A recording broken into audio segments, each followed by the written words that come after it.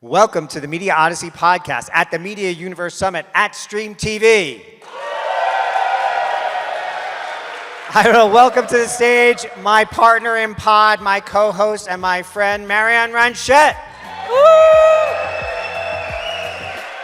want to thank our guest, Matthew Henick, who heads Ventura for the Trade Desk. And I want to thank our second guest, Alan Descagnol, from Filmhub. Let's get started.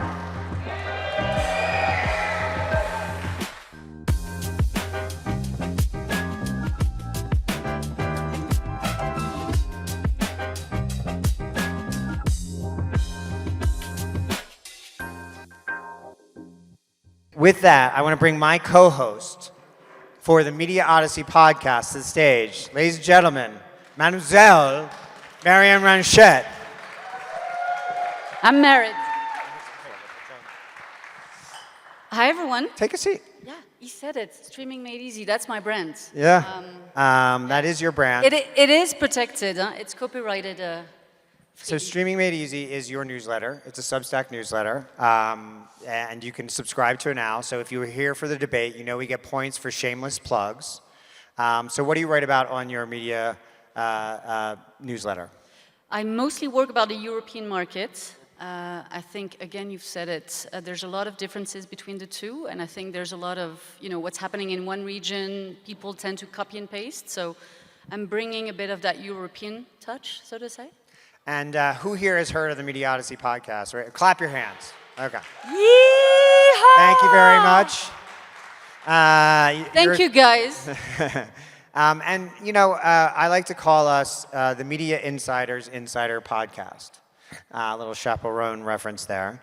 And I approached you late last year to join me and make this podcast happen. We've been doing it for over 20 episodes now. I think we're recording with you guys, episode 25? 25, quarter century. Thank you very much. And again, you can like and subscribe and right now on your phones. We will wait. No, I'm kidding. It doesn't work. You got to stop with this one. Say again? You got to stop with this one. No one does that. You don't like my joke? You're doing it every time. I do it every time because that never works. So you having a good time? Have you had a good time? Yeah, I've had a good time. You've been very busy here at StreamTV. You've moderated a panel? So I'm actually moderating a panel tomorrow, but this afternoon I spend time with women in streaming media. Oh, cool. Love that organization. Women. Yes, we're talking about personal branding.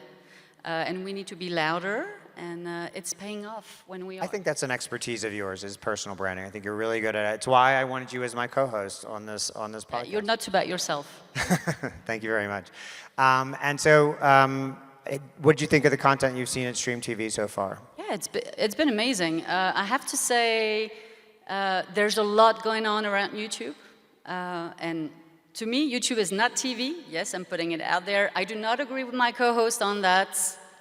YouTube is maybe trying to be TV, but I don't agree on that. And what's been interesting is seeing how also, folks have been doing an amazing job on, more traditional platforms, right? So may that be podcasts, folks like Freely. A lot of streamers. We've heard a lot about folks within the ad-supported streaming worlds. Like who? Give me an example. So we've heard folks from Tubi yesterday focusing about. Sam was just here. I think his team won the debate. But it was Adam. I think Adam spoke about how Tubi is niche TV. Is that? Yeah, right they see themselves as a very niche-y. They dig deep into different niches. And it's nostalgia. Nostalgia is one. Black cinema is another. Horror. Horror is big for them. Gen Z comedy is another. Sam plugged all their shows during his debate. It was kind of miraculous. I've never seen somebody plug so hard in my life. But that was part of the contest. I'm going to go back at you on YouTube. So who here watches YouTube on television? Raise your hand. So a sizable chunk of the room. And I'm going to say there's not a lot of Gen Zers in the room. These are more millennials and older, I would say.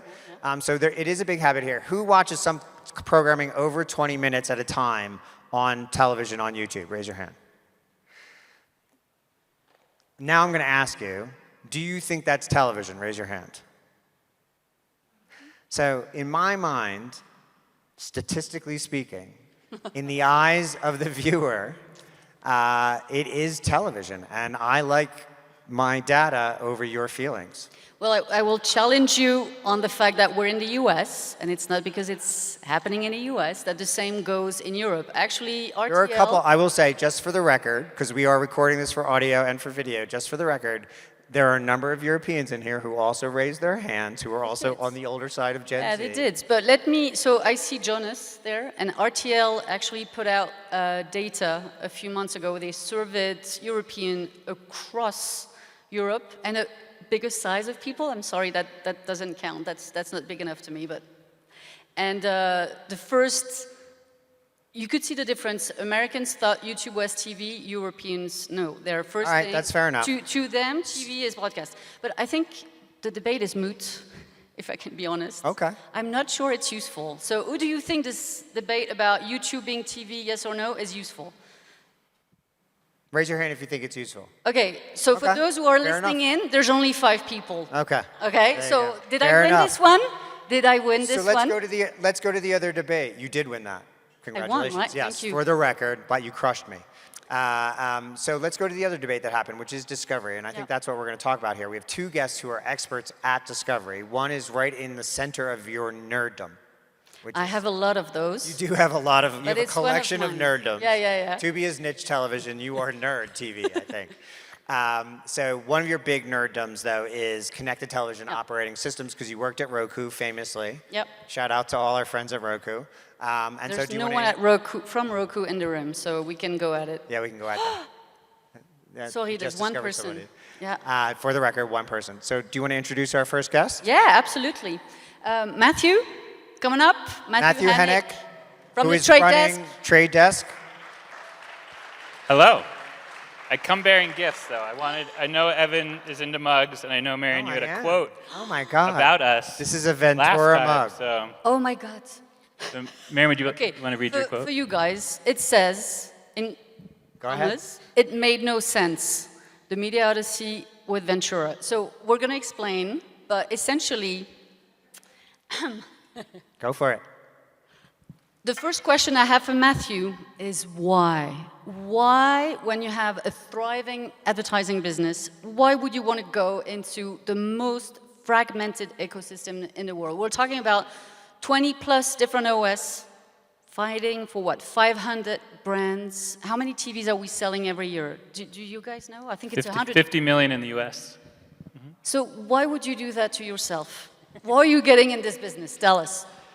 I just wanted to expense a trip to the lazy river over here.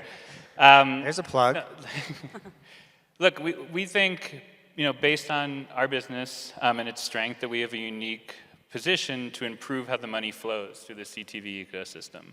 And before we made this commitment, we looked at basically every segment of it. So for OEMs and retailers, the people who are making and selling televisions, this is an incredibly hard standalone business.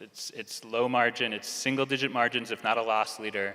And what we've seen is that in order to make that sustainable, you need to move into an ads business or a content business at the very least. And then when you realize that, you have 2 choices, really. You have to develop your own in-house OS, which, to your point, is not easy. And not only do you need to develop it, you need to maintain it and work with thousands of publishers and make sure that it's a robust, enjoyable user experience. So you can build your own engineering team and build your own ads team.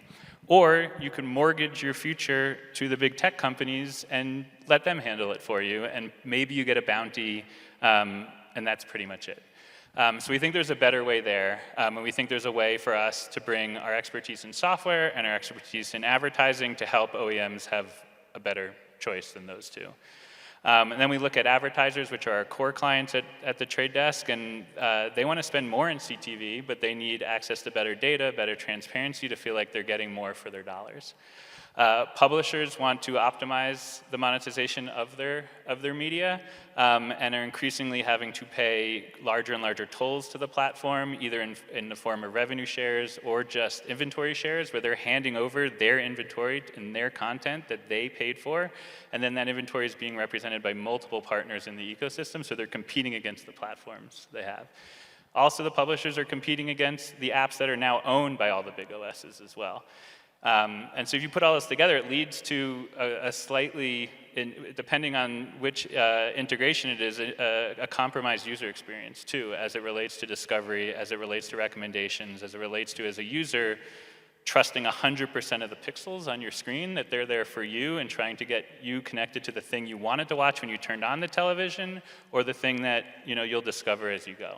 And so we think we're one of the only partners who can look at that supply chain from beginning to end and provide a better option. So this is essentially, in 2 minutes, the disease of CTV, the lack of transparency, the fact that it's in the hands of a few, you're not making any money on hardware. I agree with all of that, but you're not the only ones who are trying to have this value proposition where essentially you're enabling the ecosystem without, dipping your toes in being, in content or in device, etc. So how are you different than, what's happening in the markets? And more importantly, you're coming from advertisers and advertising, and one thing is that you need scale. Mm-hmm. And so you're going to have to build that scale from the ground up. Mm-hmm. Yeah, so, what we highlight as our differentiator sort of flexes depending on which partner segment we're talking about. For the OEMs, the ability, again, to turn on an ads product virtually overnight is very appealing for them. For advertisers who connect the publishers, the OEMs, and the users, the fact that we are already one of the largest players in the CTV real-time bidding programmatic space allows us a lot of transparency there to help improve both sides of that equation. Because when Procter & Gamble decides to spend $1 on a Disney Plus show, that whole dollar doesn't get there. There's a lot of nibbling that happens along the way. The average publisher has 141 different supply paths for the same exact ad that fires on there. That doesn't have to be that way, or at least has to be transparent on what the taxes are in each of those paths, so that you can decide whether or not you want to send your dollar down there, and the publisher can decide whether or not they want to capture it that way. So for that segment, again, allowing OEMs to own their customer base, allowing retailers not to hand over their customers to one of the world's largest retailers and put them in their living room instead of them maintaining that connection, that's a huge differentiator for them. And then on the publisher side and the user side, the differentiator is, you talk about fragmentation, and I agree, but I see that as competition. I just want that competition to be as healthy as possible. Like we saw this morning, there's more and more media sources the younger you get, and all those media sources should have an equal shot at serving, and recommending content to you, and that's not what's happening on the platforms today. And so how are you building that tech stack? Are you building it from the ground up? I know you poached people from Roku. We hired them. We didn't force them. That's a technical term here. Just be careful. My lawyer's not here, but no. Scrub that from the podcast. We hired people with, to your point, this is a highly specialized space, and we're entering a mature market. So we wanted to hire the best and brightest and the most expert in this space. So we have people from Roku, Fire TV, Google TV, all over the place, so that we make sure that, number one, we're learning the lessons way faster than anybody else, and now that we have this ability to start from scratch, we can move a lot faster as well. And so are you building the content lineup also from the ground up, or are you relying, because that's a lot of content to bring, right? So the Netflix and Disneys of the world. Mm-hmm. So in order to get up and running quickly, but also with empathy for our publishing partners, we are building on the Android open source project so that we can help publishers get onboarded as quickly as possible, before then trying to customize it for our platform. So any publisher that has an APK file can run on Ventura pretty much from scratch, but we'll obviously test it and certify and go from there. And ETA-wise, what are we looking at? When are you launching with the first OEM partner? So as part of being as good a partner to OEMs as we can, I want them to sort of control that, especially in a time of a lot of instability. The nice thing about our tech stack is we've built it to be as flexible as possible. So we have our back end, we have our front end, we have a full reference product that we can customize for any OEM's brand, any other services that they have, or if they have a UI that we can stitch it on there. So all that to say, I'm going to leave the OEMs to announce when they're going to hit their shelves, because they have to manufacture them, they got to deal with tariffs, they got to sell it through to retailers, and we'll be with them every step of the way, but that's their story to tell. Super interesting. Anything that comes to mind? Yeah, absolutely. When we first met, you were at BuzzFeed. Is that Yes. correct? I was at NBCU building CISO. Shout out to CISO, RIP. One of the many projects I've been to early on. And you were at BuzzFeed building a content machine there. And then you went to Facebook or Meta. Yep, Death Star. Sold my soul. And anywhere, where else? Death Star, that's exactly right. Thank you for the reference. Yeah. I love all the references. Anywhere else in between here? After that, I went to Epic Games and worked on the right. Fortnite metaverse. I forgot that, yeah. And so you've done, this is not like your 5th job in CTV OS, right? You've worked in a lot of interesting things on the content side. This is far less, I mean, it may be on the side of content per your vision. No, but I'm never going to spend $1 on content in this job. Right, so exactly. So it's a little far afield from certain other areas you've had. Why? Marion asked you about why Trade Desk is going into Ventura. Why did you do this? For the same exact reason she said, it seems like a risk, to be honest with you. Yeah, even at a company whose valuation is very high, it did drop earlier this year. Sure. And minds change rebounded quickly in corporate environments. See me here on the outside for many, many years. So why? I mean, I wish I can claim all of this was intentional, so maybe the quote also applies to my career path, but what I've discovered in each sort of step is, when I was at BuzzFeed, I was so interested on what the future of media looked like, particularly in the digital space, and BuzzFeed was at the forefront of that, and we did a lot of publishing on every platform that would take us. And from there, we would learn the limitations of that. Why couldn't we get the monetization we wanted on Facebook? Why couldn't we get the monetization on YouTube? And so the best way to answer that question was to go to Facebook and do that and advocate for media partners. And at Facebook, I had one of the most amazing jobs of all time, which was deploying their content budget across the world and across Facebook, Instagram, WhatsApp, and Messenger. And that gave me such a deep understanding of, even if well-intended, the incentive mismatch between large platforms, big tech or otherwise, and the media industry. Because at a certain point, they have a higher order sort of mission or incentive that is different. And so I just became really obsessed with trying to understand these global ecosystems and what the next version of media consumption will look like. And that took me from Facebook to Epic to build the Fortnite creator ecosystem, and then worked in AI and all that type of stuff. And I would sit down with media companies, music, movies, televisions, whatever it was, and trying to talk to them about 5- and 10-year horizons. And they wanted to, but they had to solve the problems of today. And the problems of today are about going to direct-to-consumer and how we make that work sustainably. So when I got a call about this, it felt perfect. So I was happy to dive in there and happy to try and, again, build the proper way we think the money should flow so that these companies can now focus on the 5, 10, 15-year horizon. That's amazing. He's convincing. I'm annoyed. Isn't he? I know. I told you he would so charm you. I'm going to have to rip this off, and it No. does We'll make drink I'll out get of you a it. new We'll one. toast I'll out get of you it a new later. You'll get me a new one. At Okay. cocktails. So keep that discovery in mind. Keep that problem solving in mind. I want to bring our next guest, this man's name is extremely fucking French. So I may need some assistance. Maybe I can I'm do gonna it? Do you want to try it? Yeah. Yes, Well, please. try. I'm Go French, for it. but okay. Can you bring up Yeah. one of the founders and CEO of Filmhub? Alan, I have to read it. This cranial. That's Kango, right? Thank you. Got it Thank right. you very much. We needed a native French speaker here. That was very Even- helpful. I can't even do it that Even well. I messed it up. This cranial. That's Kango. Cranial. It sounds like the snails, right? So Matthew attacks the discovery end of the ecosystem from one end of it, the operating system end of it. You come to the discovery end of content from the publisher, from the creator, from the rights holder end of the ecosystem.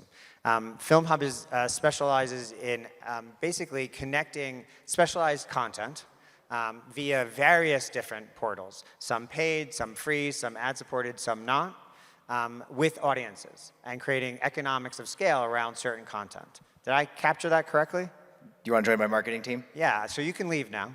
Yeah, thank But in your own words, this is one of the most, I spent a very drunken night at a sushi bar with this man.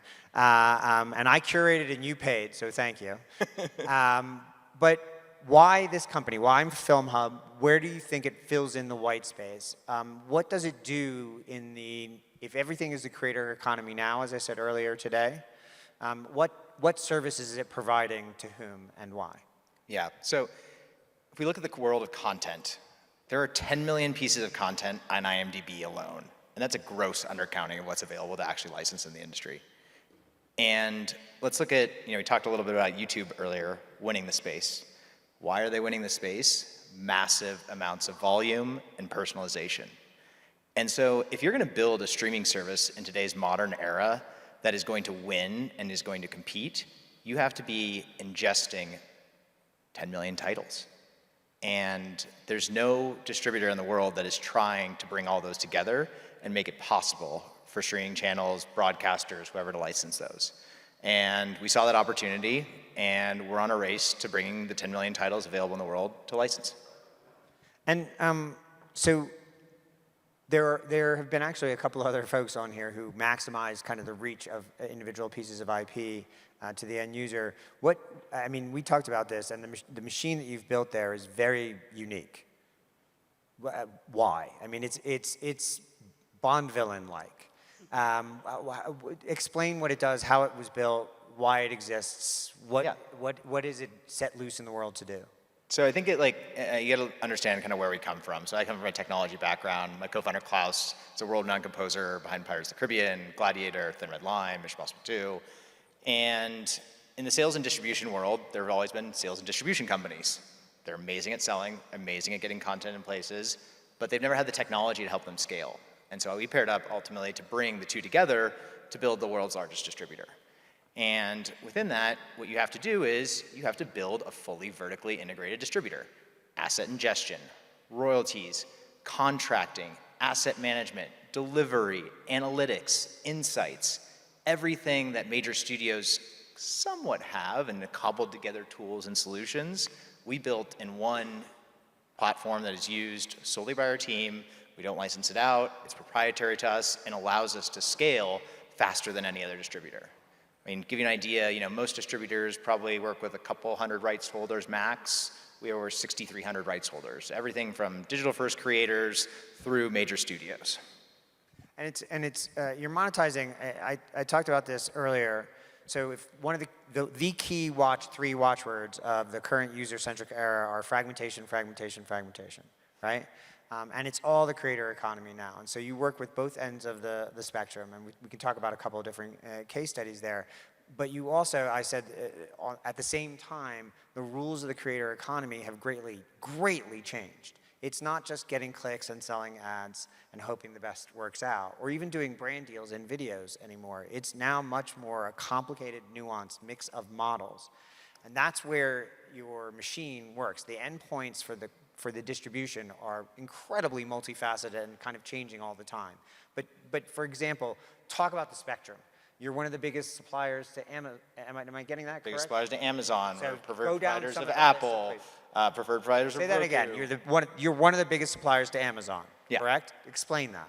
Well, ultimately, you have, Amazon, they recently shut down their Prime Video direct upload portal, right? They need content providers to get content into them. And, we've acquired rights from 6,300 rights holders. We have thousands of titles live with Amazon, and we make it happen super simple, fast, quick, all in one click. And you just do this repeatedly. Repeatedly This across is every a provider. machine and then another provider who you might, Take Roku channel, right? Another partner that we work with. Also, same thing. They need to ingest large volumes of content, right? That's one of the, very important. Real short and vertical video, right? go right there for a second. So who here has heard of Real Short? Raise your no. hand high. The Oh, rest no. of you, go fucking learn about Real Short. It's a hot thing right now. So explain what Real Short is really quickly. Yeah, so Real Short is vertical video serialized in short instant content. So take a full-length feature film and sell it as 80 episodes, and they are geniuses in terms of monetization and eking people out to pay more and more money. And so when you look at our friends running advertising services, no offense, but the amount you make per view is probably 10, 20 cents maybe. They're getting up to $20. Yeah, so vertical drama, serialized dramas of a couple minutes length, but really a movie you verticalize and cut into shorts. I have gotten 5 calls from reporters wanting quotes on that alone in the last 2 weeks. So if you want to buy a futures thing, go look into that. I also argue it will spill into things like serialized nonfiction reality as well, because they're basically the same thing. They're soap operas at the end of the day. Yeah. Anyway, the big thing is cliffhangers in them, right? Cliffhangers, they have to be cut, they have to be shot in a certain way. But at the same time, this is a new platform, and it's honestly, I hate to say it, but it's sad that, only half of this room has heard of them. They're one of the largest distributors of content in the world. Now, to be fair, they're in China, and so they have a huge install base. Yeah. Who's captive. So you have they have a huge audience there, and that's a mobile first, and the competition isn't that big either as well. But they are also, I think, the fastest growing app in the United States right now as well. Is that true? If you log in to your app store and look at top entertainment apps, they're probably at least 1 or 2 right now. Correct. So if you own 1 film, or you own 1,000 films, right? What you would tell someone, if you were giving advice right now and they didn't want to work with you and they said they want to go out on your own and they're your friend, what you would say to them is you need to learn how to manage all of these various platforms, correct? Correct. And know how to market on all these platforms too, correct? Correct. And when they say that sounds hard, you're going to say? It's really hard. It's really fucking hard, right? Yeah. And so that is it. That is part of it. It isn't just go up on YouTube. I talked a lot about YouTube. You just complained out loud on a podcast about me talking too much about YouTube. I hear you, Mom. But that's a therapy session for another day. But the key element of it's not just as easy as that. If you want to produce your own films or you want to monetize your own library, it's this complicated, nuanced, multi-levered flywheel that is operationalized and A/B testing all the time. Yeah, and also don't forget, it's not just endpoints, right? It's still relationships. You still have to sell into these folks. You still have to maintain the relationships. My team's here at StreamTV talking to every single buyer that's here. And you still have to build the relationships. But the key is, if you wanted to go do a deal for your film across 30 different services, good luck. You're going to be here for years. You're absolutely, the relationships matter. You can't get the distribution without it. But because you reach such scale, that's why you are plugged so in at all these various endpoints, right? Yeah. You do it thousands of times, and no single IP holder can hope to reach that scale. And they can, but do they want to build that infrastructure to the point where they're always improving every day the technology and the machine learning that they're working with? I mean, when I say that our team does scale, we've sold 320,000 licenses to films and delivered and fulfilled those assets in the last couple years. In the last couple, 320,000? Yeah. So talk about one of them, Bounce Patrol. This is a creator-led project. What is it? It is, so for those of you that have kids, you may have been subjected. Kids animated YouTube channel, 30 million subscribers, and they were jailed to YouTube. And their content was solely on YouTube. It was on their own channel. And they realized, hey, we need to diversify. We need to get out to all these other endpoints. We need to get everywhere. We need to be discoverable on XYZ AVOD service. We need to be in libraries. We need DVDs purchasable. That's one of the things that we focus on for them. And so we took their content that was, in one location, even other areas of YouTube that they can't access, right? So many of you may not understand, but YouTube is actually, for professional film and TV, is broken up into 2 sections. UGC upload, as well as free with ads, transactional section as well. And so you can't get to those sections, which is actually where content monetizes even more without a distributor relationship. And there's very select few distributors that have that relationship. We are one of them because of the volume that we have. And even getting them there, even though they have a 30 million subscriber channel on YouTube, YouTube wouldn't do a deal with them. And that's one of the areas where we've helped them get now 114 different territories across 30 different exhibitors, and generated them over 6 figures of revenue. How many hours of content do they have? With us, probably about 20 hours. That's it? Yeah. Wow. And you're doing all those things. Did you have a question that you wanted to jump in? Well, so how does that actually work? How do the platform choose the content? Because it's I'm going to be the devil's advocate for a second, but it's great to have the platforms on one side and the content on the other, but how do you make sure if you have so much content that you're super serving everyone, right? Are the platforms not playing, picky, so to say? And therefore there's a portion of your catalog that doesn't get picked. How does that work?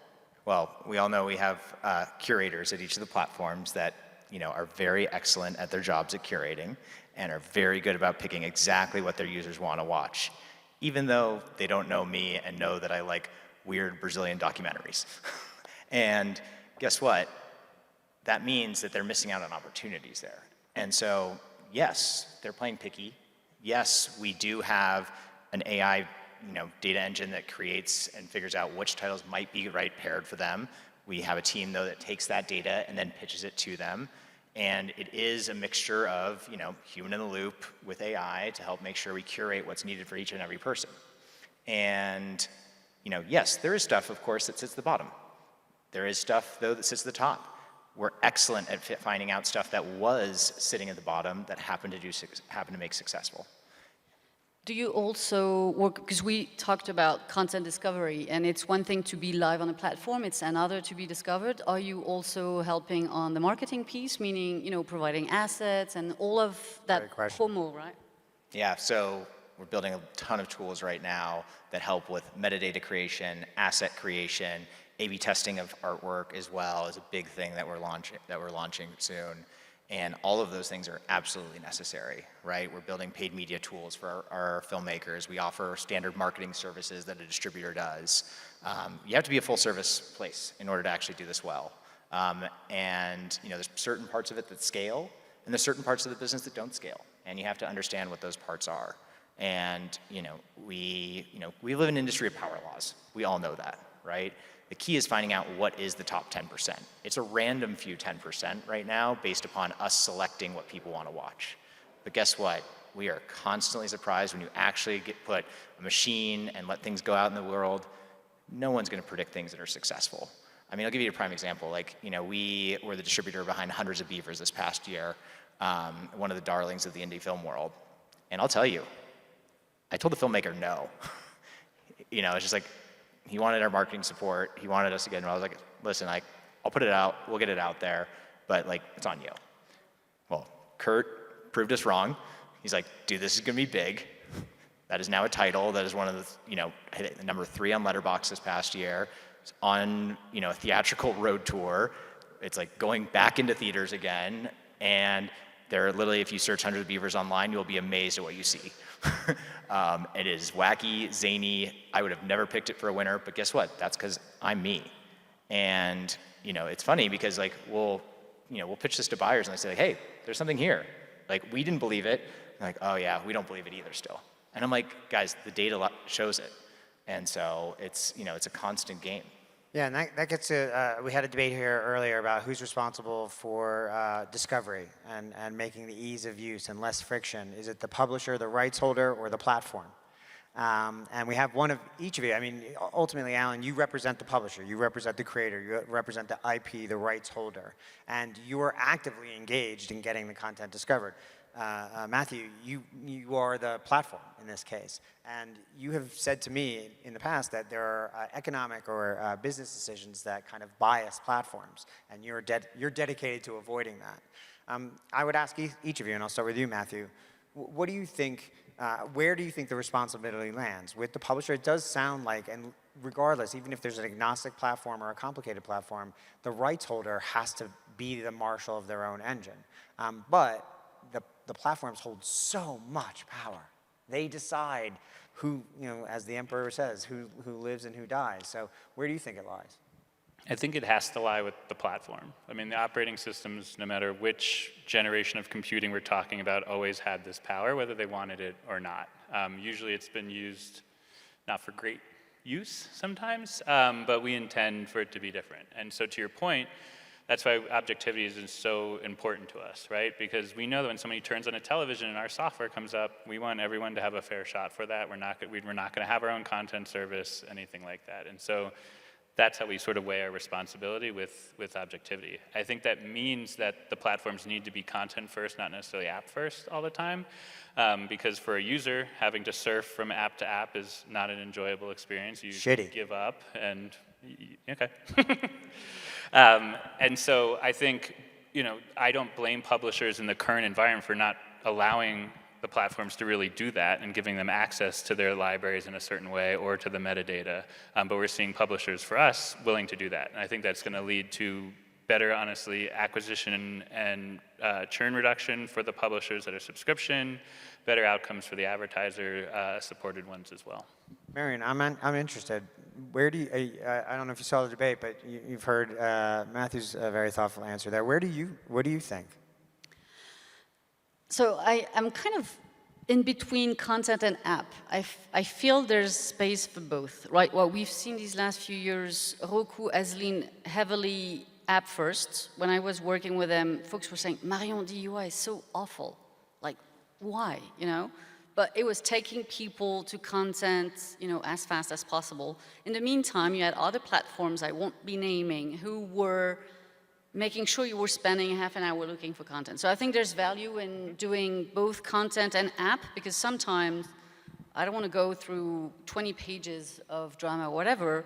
I want to go to Netflix and I want to check out what's on Netflix. So I think there's a lot of value in that. I will say, I think it will be hard for you guys, and it is hard for a lot of companies, to take people as quickly as possible, because they want you as a viewer to spend a bit of time. This is eyeballs, this is time that they're monetizing. So I don't know what you guys are planning to do, but what I've noticed is they like that I dwell on the home page, because that placement, sometimes it's editorial, very often it's paid for. And so I agree with you when you say that, they have something in it that they don't want to fix that content discovery problem. Yeah, no, I agree. I think there's, whether we like it or not, there's just an order to it, right? Just based technically. And so what we're trying to figure out is not just the content first stuff, but how can we give publishers control over a certain element of our home screen too, right? Because they ultimately want people in their app. Because that usually correlates with churn reduction and that type of stuff. And so we'll find that balance as well. And each person may want to do it differently, but I think ultimately, especially for the broader ecosystem, the more that we can bring everything together in one unified home screen, the more everything has a chance. Yeah, and so I think that's right. But what's interesting is you say the platform should have, it's their responsibility to a certain extent, but then you want to give the publisher control over certain parts of the area. And I think it's, to your point, it's a marriage of the two, without question. Because if they don't bring the content, Alan, I'm going to ask you the same question. Who do you think bears the responsibility? I think I know your answer for it. I mean, ultimately, it's the platform, right? It really is the platform that really, from a curation Not the publisher, not the IP. You're surprised. You thought you would say content. No. I'm building true believers. That's your business. Yeah, but at the same time, right, the biggest services will be the ones that aggregate everything and curate and personalize the best with their services. I second that. I think that's where Tubi is amazing. They have the biggest library, and yet people are spending insane amount of time with them watching content. I think it's very tailored to a very specific audience, yeah. Well, I think, there are many services, right, that are semi trying to do that opportunity, right? Really the only one that is actually pursuing that strategy in today's world is still YouTube, right? We need to, and this is where, you realize platforms complain about churn every day. It's self-inflicted. It's like, if you are a platform and you don't have Bounce Patrol, or you don't have hundreds of beavers, and that thing has generated millions of dollars. Yeah, you're fucked. Absolutely. You're screwed. Yeah, absolutely. And so it's completely self-inflicted. But on the other side of that, from the publisher's standpoint, because of that fragmentation, because of the control of the platforms and YouTube, yes, the top 20% of YouTube channels drives 98% of viewing. That's the entire industry, though. It's not just YouTube. That's the entirety of the industry operates in that power law. Yeah, that's right. But that's 1 million channels. And so that's fragmentation on fragmentation on fragmentation.